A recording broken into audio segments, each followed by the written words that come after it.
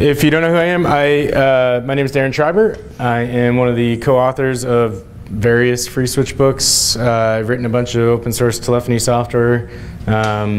Started this crazy wacky company with Patrick here called 2600 Hertz. And this meetup is significant to me, just to be honest.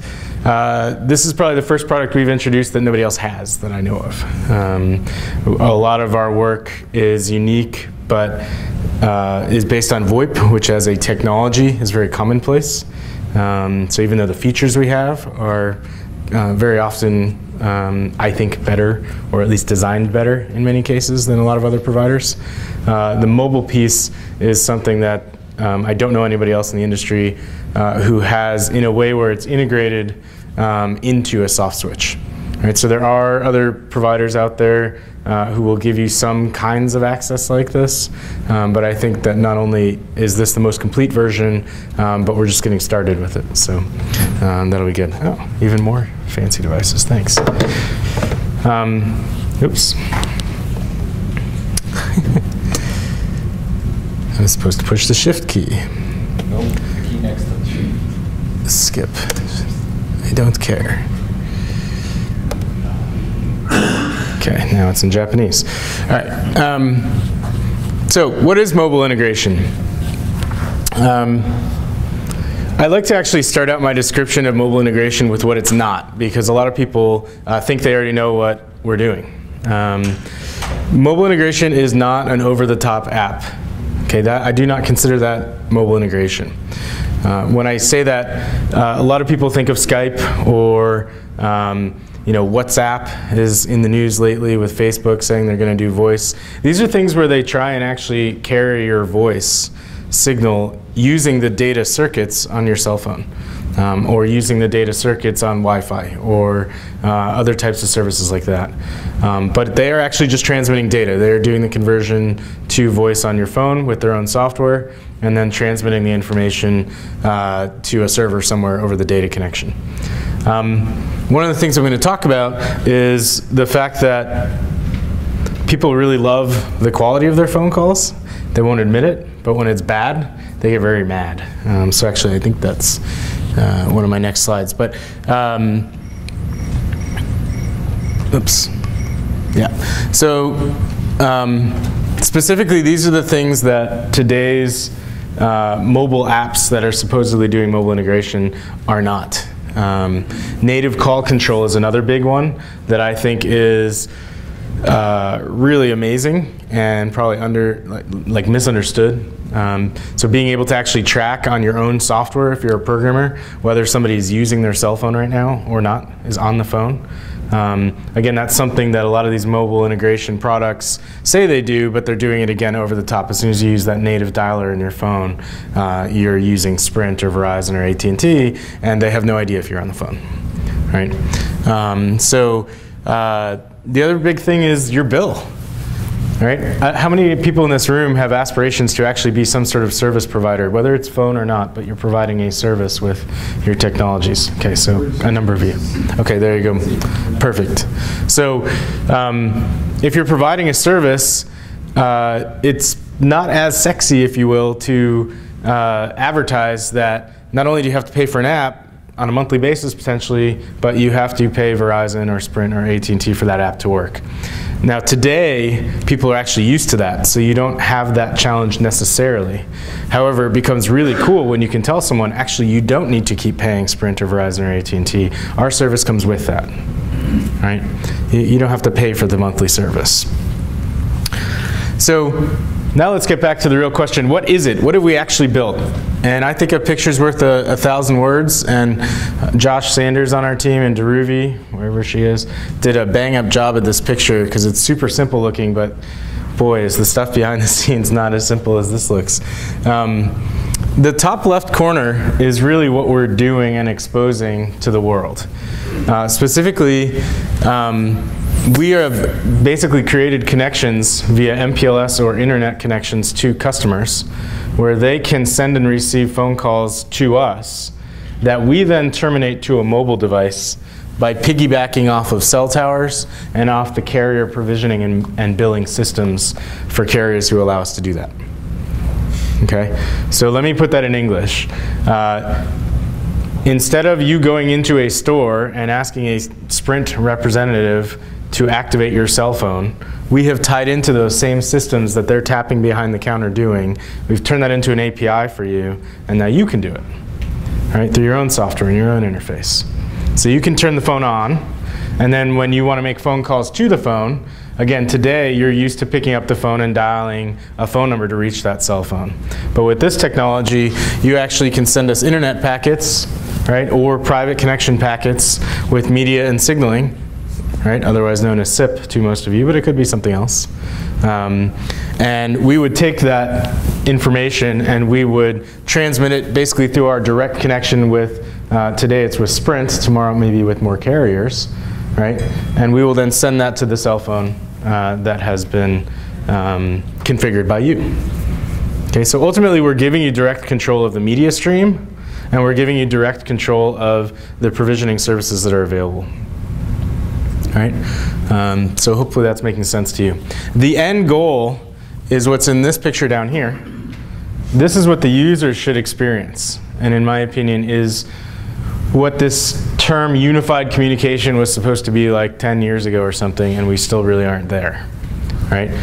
This is the idea that your smartphone works the same way as your VoIP phone, right? Or your desk phone in the case of a business. You pick up your desk phone today. Somebody name something you can do on your desk phone today. Dial an extension. Dial an extension. What else? Conference call. Conference call. What else? Voicemail. Voicemail. Intercom. Transfer. Excellent. You guys have used a desk phone before. All right? All of those things you can now do with a smartphone as well. All right? So if in fact, earlier I was trying to bug Patrick. I'm sure he was getting annoyed that I kept ringing his phone, and that's what I figured out. He was probably at the podium trying to talk instead of answer my phone call.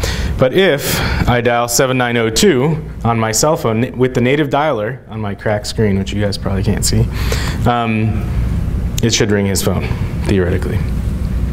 Anyway, we won't sit here and wait for your phone to ring. Is it ringing yet? Oh, okay, he has no signal in this building. Question. Good demo, yeah. That's a major issue, but can't you punch in and you need to have, like we do with wireless Nexus, we've got boost the repeaters even in an area like this, if you have access to the API. Yep, so it's, the presentation I'm giving today I'm hoping to make as generic as possible, because this isn't just, it's not something that should only work with Sprint. Sprint is the only one we publicly have contracts with today to be able to resell to you. Right? So understand that this is a theoretical, and we hope to expand this footprint to other carriers. Okay? However, to the answer to your question, Sprint has a product which they have branded as acceptable to use on their network called an air rave. And what it allows you to do is have what's called a microcell, or a micro pico, I always mess this up. It's a femtocell. It's like having a little cell phone tower in your house. And yes, you can connect that. One side goes into your internet connection up there, and it almost is like if I had a little picture of making your own cell tower here, that's what it would be. Although ultimately it goes to the internet and back to their network. How much do they cost? So the monthly fee is, there is no monthly fee, and you can basically go on eBay and buy a used one, I think. Like 60 to 100. There you go. Yeah. So. How much was the number? Air Rave, and it's like 60 to 100. There's multiple models of them too. Some of them do 3G and some of them do. Yeah, so they also have different classes, and the different classes allow for basically the number of channels that are supported on that device. So 4G, does it connect with the actual two-wire integration that Sprint had before, or Sprint developers? the 2-wire. Yeah, that's the two-wire. Of course, the stuff Craig McCollum built. Google, Sprint, Time Warner, Comcast, all. I don't know what that product is, though. Yeah. I'm not familiar with that product, so I couldn't answer that. Okay. The Air Raves don't use 4G at all right now. They didn't do WiMAX and they don't do LTE. That I've seen I'm publicly available. pretty sure that's correct as well. Yep. All right, so I want to keep on task here. So how about we take questions at the end, and you guys can ask me whatever you like. But I hope I am getting the idea across that this becomes a natural extension of the phone that just sits on your desk. Okay, and what I really hope people start imagining is there's nothing, I know everybody's getting rid of their landlines at home, right?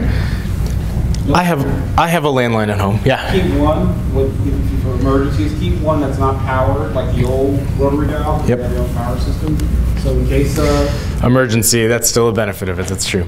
But what I'm trying to drive at is I have a landline at home. It's really VoIP driven, but it's an adapter that lets me plug in an old school cordless phone.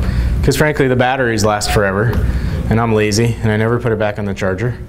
And that's all I need in my house. But it's the same phone number as my cell phone, and it's the same phone number as my desk phone at work. In fact, I actually have 2 phone numbers on each, and I'm going to go into that in a minute. So again, just to drive this home, today, most of these over-the-top apps, they're really giving you access to Wi-Fi, right?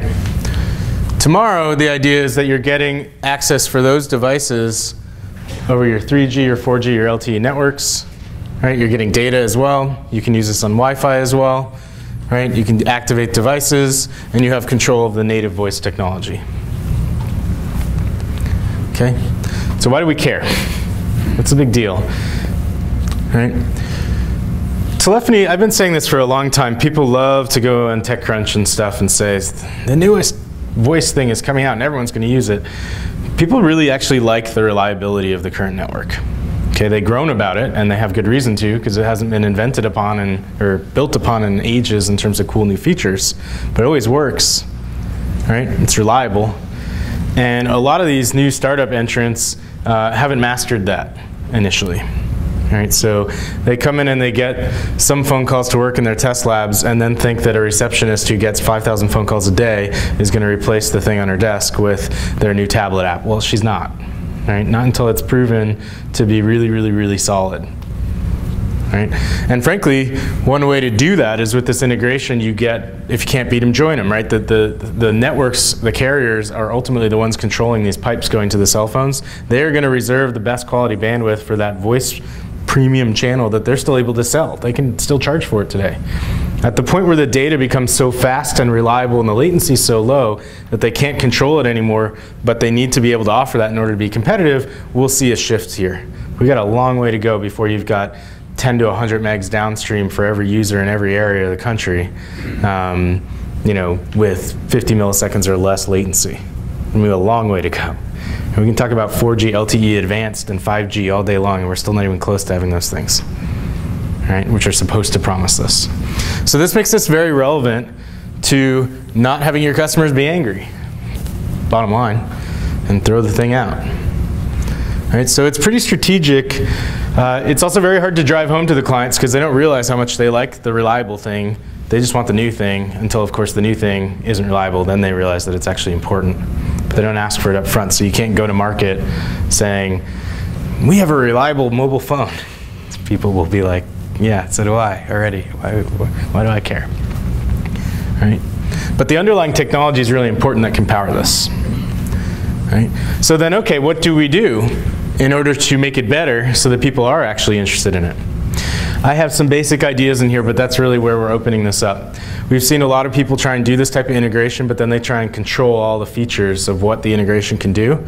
And frankly, it takes too long to figure out all the deviations of how to make the perfect experience for a cell phone user. So our idea is, okay, let's just be the backbone that helps you guys get started, gets connected to the network, and let people play with it and try and come up with their own things. We'll even be the starter kit if we can. Right? So some of the sort of starter ideas that I've come up with, or our team has come up with, and we've talked about, very simple things. Mobile user profiles. The ability when you dial a number for either 2 buttons or a little pop-up that says, is this a work call or is it a personal call? Okay, a lot of people have tried to figure out ways to get you to program in on one phone. You have one phone number now, and you can program in your mom's number and your dad's number, and they can always get through to you. I have yet to see anyone use this because it takes too long to set up. It's not natural. People are used to giving 2 phone numbers away. It's very easy to remember that you have one phone number for work and one for personal. Right? You don't want to take the work calls right now, you turn the work number off. And you look at people like my dad, who's old school, he carries 2 phones. Why are you carrying 2 phones? It's ridiculous. Right? But we know people do this. Somebody in the back's laughing. I'm sure that that's probably because they know someone or someone does that. Do you bring 2 phones? Yep, there you go. Right. Dual SIM phone. Dual SIM phone is the next, yes. These aren't good solutions, I don't think, but although that's not bad. It's big in Asia. But, well, that's true. It really is a very simple network strategy to be able to do this. Call notifications when out of area. This is a funny, simple one, which nobody's cracked the nut on, I don't think. If I get a call when I'm out of area or traveling, if I get an SMS, if I come back to the US within 3 days, it will be queued and I will get it. But if I get a call when I'm away, I have no idea. Right? Voice. There are solutions out there, however, that's an over the top again. It's not native. Right? There is no native, I bought the cell phone and it came with this technology already enabled where it emails me every time I miss a phone call. Even better, it knew that I was out of area and didn't just ignore the phone call. Right? Which this technology gives you. We can tell you right away when the cell phone can't be found because we get a response back from the tower immediately when that happens. Or you lost your phone. Or you lost your phone. Or you dropped it in water, or various other things, yes. It intelligently route to something else. Exactly, and we allow for that as well. So, oh, your phone's not reachable? We'll try somewhere else. Oh, your phone was reachable, but you just didn't answer it? Well, we know you didn't want to talk to that person. Okay, it's fine. Mother-in-law, whatever, we get it. Right? APIs for common scenarios. You were just saying, lost phone. Another issue today, frankly, so, and it's a real problem. And the real problem, honestly, is people are working weirder hours. They're used to doing things on a self-service basis, thanks to the cell phones themselves, ironically, right? And so they want to be able to activate and deactivate things at 11 at night. Maybe the IT guy just has 10 new employees he's supposed to process, but he was so busy all day with an Exchange server outage that he didn't get to it until 7 p.m. And now the store's closed. He can't give the new employees their cell phones. With this, he just sits at his desk and he activates them and he goes home. Right? Very subtle, but extremely important in terms of getting people used to this technology and then dependent on it. Right? And then there's sort of neat niche markets, and I'll go over one of those as an example that we're trialing right now in just a minute. Oh, hey, it's the next slide. So this is one of my favorite ones. We have a company who was one of our first clients. I have no idea why they're still with us after all the torture we put them through 5 years ago when our system was still in beta. But they do like us, and that's good. And the system has come a long way since they started, and now they're starting to actually turn it into revenue for them. They used to just use it as a phone system. It's an interesting use case. Their business model is to advertise apartments in New York City for rent for foreigners who are traveling to the States on, for school for a summer. Right? They come to the States, they literally, this is someone who might be 19, 20, 21, God forbid they're 21 in New York City, and they literally show up on a Saturday when everything's closed, nothing's closed in New York, but, they don't know where they're going. They don't know what they're doing. They show up with a bag in hand, right? And this agency basically makes sure someone meets them at the station, brings them to this apartment they're going to be staying at for a few weeks, gets them settled in. Right? And it's more complicated that they sometimes have visa requirements if they're staying longer, they have passport requirements, et cetera. And so this agency also helps them out with that. Well, we're partnering with them so that they can actually offer students who are traveling a cell phone when they arrive. Right? So $50 a month, they get a cell phone. Okay? Most students are going to say, well, I'll just take the cell phone they give me, that's easy, I don't have to worry about it. But the real kicker and why we don't think they're going to go out and buy a $40 cell phone instead, we pair a international number with that cell phone in addition to a US number. Okay, that's the VoIP side of the equation. So if I go back to, where is it? This slide, over in soft switch land, right, we can actually buy phone numbers from an international provider and our US carriers. And we can give both of those numbers to a single phone. Now when their family in France wants to call them, they dial a French number, so it's a local call, right? And it rings their cell phone in the US. Okay? When someone in the US wants to call them that they just met, they dial the US number. It's a local call. Nice and simple. Right? It gets even fancier. We can change the outbound caller ID to whatever we want. We can even change it to the French number. We don't have this built yet, but we could even change it so that based on where you're calling, it uses the most appropriate number automatically. Right? So you call someone in France, it shows the French number automatically. And it could show the French number that you had at home if you wanted it to, and then you could forward that number at home to that temporary French number while you were traveling. So now you actually have your home number, theoretically, is the one people still keep calling, but they end up reaching your phone here, and nobody pays any extra, and nobody even knows you're in the US maybe. Right? This is going to lead to those stories like everyone joked about where somebody had outsourced their day job to somebody in India and was sitting at their desk all day playing games, right? So now you can assign the cell phone number to somebody overseas too, and you don't even have to take the phone calls from your boss. I mean, this sounds great. You can outsource your whole job. Kidding, but, well, maybe I'm kidding. Somebody's going to do it now. Okay? Oh, and by the way, the company who does the foreign traveler students is paying us wholesale rates. So they don't pay the retail rate, they're charging the student. So it's a revenue/profit opportunity for them. Right? Other thoughts? One I totally left off here. If any of you guys are already in the VoIP business, the margins on VoIP are shrinking. The revenue numbers are going down. One easy way to fix that, find something you can bundle together with it. You sell cellular plus VoIP together. Now suddenly you're back in the $60, $70 a month range instead of the $20 a month range. So even if the percentage on your margin doesn't change, the margin overall goes up. Your revenue goes up. Right?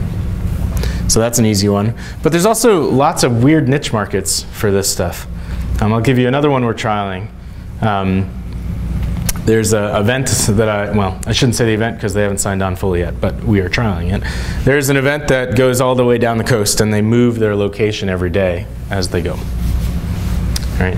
And if, when you go to a concert or you go to an event in general, you're busy, I don't know, cheering for your favorite performer. Meanwhile, somebody's backstage in a trailer writing checks and making phone calls and doing business work. It's a business operation. They have to pay security. They have to, pay the band. They have to deal with lighting and load in, load out. All sorts of other stuff goes on behind the scenes to make these events happen. And they usually need phone lines.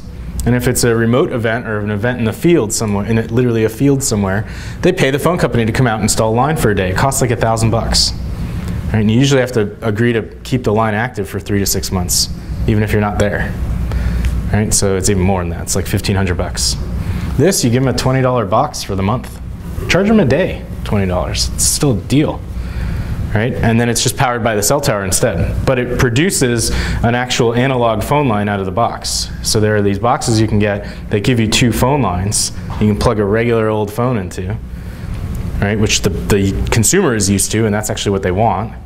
But you're actually backhauling it over the cell tower network, and you're the owner of that, and you're controlling it, and you can set the caller ID to their office, and so on and so forth, so that it's a seamless integration with them for their event. Same idea with emergency call boxes. There are a lot of places where phone lines are run that you don't think about, right? But every elevator in the country has a phone in it in case of emergency. And that phone is put in by the phone company. Right? Or by an electrician. It's usually, ironically, not put in by the elevator company. They don't do that part. They leave a wire somewhere and then it's somebody else's problem. Well, the elevator company could come in and say, you know what? We want to just start including a phone line with the elevator. It's battery backup, it's wireless so that it's going to hopefully work in an emergency, or maybe they do both for extra security, something like that. All right? Charge a nominal fee. It's $30 a month in case your power goes out. You still have a phone line with backup in case a tree falls outside on the phone line. Done. All right, $30 a month for a phone that's not even being used, and people will pay it. I guarantee it. But there's normally mandated laws on that because I've done a lot of hotels. It's true. That you got to have a POTS line. Yep. That define that. Yep, and they say that for security systems as well. Again, maybe you sell it as an add-on. Right? So now they have 2 options in case the landline goes out for some reason. It's fine. Or the landline can be shared now. That's true. And we're seeing this with security systems a lot, where the cellular is actually backup, which is great. It's a device that sits there and they pay a monthly fee for it either way. It's extra security for them. Or somebody pays for it. Every intercom system as well. Yep, intercom, doorbells. Right? We got lots of landlords who don't want to run wires when they rip out the stupid box in the front of their building that, dial 3 for the apartment or whatever. Now they don't have to. Right? So there's a lot of opportunity for sort of niche markets in this stuff. People love to call this the Internet of Things. We were doing these presentations before that term got popular, I think, slightly. But anyway, I don't like that term, but this is kind of the idea. Right? So let's get a little more technical. What can you actually do with the APIs? Right? You can activate a device, you can suspend a device, somebody doesn't pay their bill, or you can also use the suspend feature to do artificial, you've gone over your limit for the month, so we're going to turn you off until the next month. Right? It doesn't cancel the number, it just makes it so the device can't make calls anymore and use data. You can turn off a device for good, cancel it. You can also turn off individual features, and some of these are actually pretty interesting. So for example, you could potentially sell a phone that has no data service. Right? People sometimes want that, right? Or you can sell a phone that has no MMS services and things that encourage people to use it less, frankly, so that they can give it to their kids who they don't think should be on the phone that much. Right? Or there's one that Josh Goldbard, is he here, has brought up before, where he's got a company who's got thousands of earthquake, what do you call it, the seismic sensors, right? That are out in the field, where they literally have to keep track of where all these devices are. And those devices phone home and say, hey, an earthquake just happened of this size or whatever, but they have to track them all. And today, they probably track them with an Excel sheet somewhere, right, and a MAC address. With this stuff, one thing I didn't list on here, you can actually get the location of the device roughly using the cell tower triangulation, not an app on the device. Right, so you can actually look it up without an app natively running on the device to see where the device is. Okay, you could use that as a feature with parents again, where they can track where their children are if they're ever missing.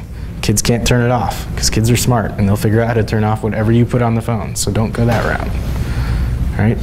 Or find missing airplanes. I'm not going to touch that one. Near-time usage. Right, you can figure out if people are going over their usage. There's been some really interesting plays on the near-time usage concept. If you've looked at Freedom Pop or the original Republic Wireless, they were trying to, Republic Wireless was my favorite one, but they could never get it to work. They were trying to do a chart that showed green or yellow or red, and basically it was a comparison about how much you use compared to your colleagues or your friends. And you were naughty if you were over in the red, and you were good if you were in the green. Right? And it was a sort of crowdsourced concept of, let's try and keep our data usage off the wireless towers as much as possible, because then in return we'll lower your bill. Right? So the less people used the cellular tower for data and the more they used Wi-Fi, the more everybody saved. Right? Of course, then the entire forum was all day long people trying to guess what the numbers actually were for all of the different meters, and they ended up getting rid of it. So what are we really talking about here? This is considering how complex all this technology is, and here's another little secret. These are big companies with a lot of towers. They don't upgrade them very often for obvious reasons. It's risky. They might break stuff. It's expensive. The equipment is complex. They're under regulations, so they have to get reviewed. There's environmental reviews every time they touch anything. Right? You've seen those cell towers that have gone up that are dressed like trees. Right? That's the result of people complaining about, it doesn't look pretty, we don't want it here. Right? Your voting and influence on this stuff actually has a severe impact on the ability of the carriers to be able to maintain their equipment and upgrade it and keep it up to date. Right? So why do I say all that? Well, I can tell you that some of our stuff integrates with Java platforms that clearly are from 2006. Right? And if you went to the carriers directly, that's the kind of things you would be. There's no REST API from Sprint or AT&T or Verizon. Okay, it doesn't exist. Right? So you will be dealing with much older technology, and what we've done is take the work out of it for you and tried to make it really easy. So this is an example. I should have taken the number out so it doesn't look so scary. That's just an account ID. I could have been the number 1 if I chose to. Right? So it's just an account, and then check device info. That's the API call. And you would pass it the electronic serial number of your cell phone that you wanted to activate. Okay, and this would check whether that phone is available for activation on the network, whether you're allowed to use it based on the rules and conditions that Sprint provides to us in this case. All right, so that's an example. You can do this in one line of code. It's really, really easy. All right. I was going to do live demos are always risky, which is probably why I like doing them anyway. Let's see. Here you go. So that demonstration that I just showed here, I have running in a sandbox. So I'll blow it up for you. So this is it. This is the one line. Yep. The sandbox calls it Tower of Power. This is your one line of code, and I'm going to get an error back that actually tells me that I'm an invalid reseller, which is Sprint's weird way of saying this phone is already activated, so you can't move it over to yourself, which is true because it's the phone in my pocket. We don't have a phone that's not activated here, do we? Oh well. What if you need it? Is it a Sprint one? Yeah. Sure. Let's try it. Do you have the ESN number on it? We don't give you a SIM card yet. Then I can't help you here. Darn, so close. All right, but that's the idea. Hopefully you guys get the idea. Right? It's real nice and simple, and it's real time, works. Hooray. Okay. What's the latency to your own systems? Sorry? What's the latency to your own systems? The latency just now? No, that's actually Sprint doing a real-time lookup. No, but what's the latency to activate? Oh, how long does it take to activate a device? A couple minutes. It'll be live. You have to update the profile on the phone to get it to take its settings and follow a couple other steps on the device itself to get it to recognize that it's just been provisioned. To post this call, what's the latency to reach your own servers? Maybe I'm not What's the understanding. round trip for the HTTP request? Are your activation servers within Sprint data network or not? Within the 2600 portal. Yeah, so we have an MPLS into them. So it's about as close as we can get to a physical connection. We're not actually in their building. We are next door in both California and in New Jersey. And we may expand also to Chicago. So the latency should be less than 10 milliseconds, less than 5 really, between our services and theirs. Is that what you're asking? Yeah, we actually had to move. It was a 6-month project to move all of our stuff from Rackspace, where we still host as backup services now, but we had to move the majority of our services into our own data center, our own racks, our own facilities in order to make this happen. And the activation takes 2 minutes. So the post call will be done in a couple seconds, and then for Sprint to do whatever it does on the back end takes a couple of minutes. I always wonder what that spinning thing is. What do they do for 2 minutes? I don't know. It probably actually is faster. I give it a couple minutes, but it's been pretty quick when we've played with it. Yes? Darren, can you tell me about native mobile integration for existing TVX infrastructure? So a question that I get from a lot of clients is if their local switch goes down or their ISP goes down for whatever reason, it'd be really nice to have native mobile integration so calls immediately fail over to mobile devices. Sure. Is that a feature that you guys will have? Or? So let me think. That's the reverse of what we have. So today we have a feature that if your mobile phone is off, it will route somewhere else. So you're asking that if the desk phone is off, it will route to your mobile. Exactly. You could do that through the Kazoo system. And technically on that one, you could do, might actually be a Carl question. Can you do a failover like that? Yes. Okay. There you go. In the Kazoo system, you can do it. With call post, there's a checkbox that's not exposed on the So it is a secret feature that only Carl knows, but it does exist. Okay? It's Carter's Twitter. Sorry? GitHub repo, maybe. What was that? I said we need his Carter's Twitter as GitHub repo. No, we hide him in the back corner so that nobody can access him. Definitely not. Okay, so the answer is yes, and there you go. Great presentation, guys. Thanks. Thank you for coming. Oop. So what does it connect to? What can you connect your cell phone? Let's say you activated your cell phone on our system. Right? Step back, I don't know if Patrick went over this, but our core system is called Kazoo. That's what we spend the majority of our day on. It is a soft switch. For most of you, it's kind of like an app store that has PBX services, call center services, conference service. Well, it doesn't have call center yet available, but it is in there somewhere. other sort of phone services that you can hook up basically uses a hosted system. Right, but we're aware that a lot of people don't want to host on us. They have a Broadsoft switch, they have an Asterisk box, they have a free switch box. That's fine. Right, the idea behind this, as I stated in the beginning, is let's fix the unified communication problem and also break open this black box. Right, I don't like that we're back in telecom. We have yet another secret industry in black boxes. This is what we did with the landlines first time around. Right, this is a cycle now. Now it's just mobile. Okay, it used to be on landlines, they would hide everything. You couldn't connect anything that wasn't authorized, and you know, all the books and manuals were all secret and locked up with security guards standing at AT&T buildings all over the country. Now nobody stands at those buildings. Nobody even goes into them, I don't think, half the time. All right? So this is the same thing. We want to allow you guys to hook in your own equipment, your own services. And those services don't have to be old school Nortel PBXs. Hook in WebRTC. Find some way to use it with a mobile phone. Fine. That's awesome.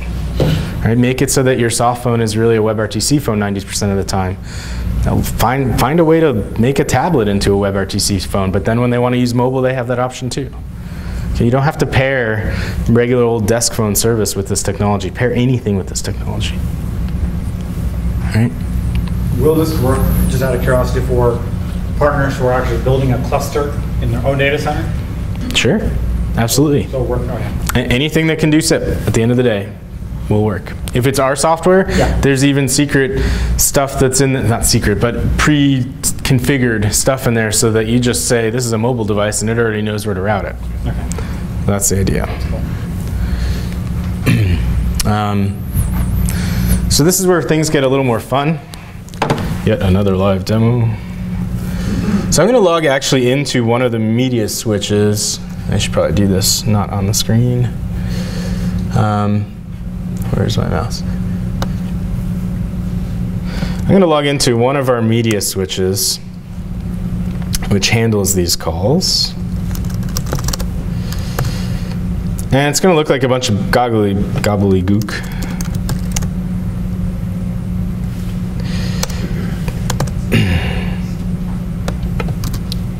Oops. But I want you to really understand what's happening. So we're going to do it anyway. So I'm going to call with my cell phone. Again, the native dialer. I don't have the, there is no 2600 Hertz app. I'm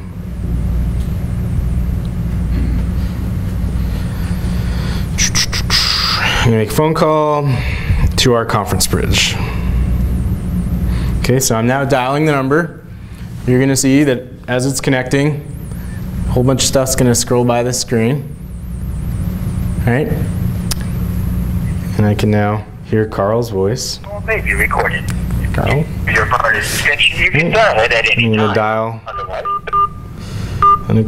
an extension, welcome to the conference. which is the conference bridge. Joining the conference. And I've now entered the conference. Now, this call, which actually should be the only one up on this box. Hooray.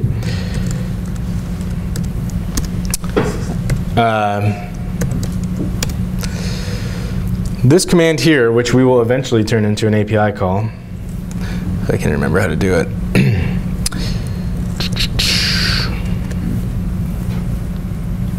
What are my options here? Is this call into the conference bridge, but despite it actually being in progress right now, oop, I don't have the file name.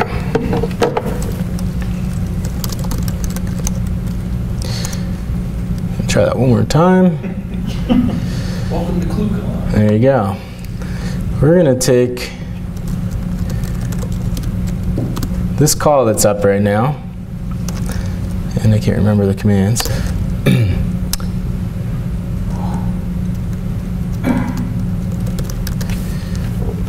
And we're going to play some audio right onto the bridge. Okay? Use the Force or something? I don't know what that was. Star Wars. Okay? Okay, whoopie-dee, why is that a big deal? This is useful for things like you're about to run out of credit, right? And this flag at the end that our switch lets us do actually lets me specify who hears it. So I can actually pick which person on which side of the phone call gets to hear whatever I play to them. Okay, so I can do things like, you have an appointment coming up in 10 minutes. Get rid of the feedback of my own voice. right? That's pretty powerful. That actually lets you control this call. And in addition, we've already tied this now to our standard channel control, which gives you events. So you can see if a call is active right now. You can see what number I dialed. So now, even though I'm standing here, a receptionist back in our office, potentially, if we had a receptionist, could see that I was on the phone and even see who I was on the phone with. Right? Maybe she could infer from my call history or my phone that I was on the phone with someone, and using that location mapping technology I talked about, she would know I was here, except she knows I'm supposed to be somewhere else right now.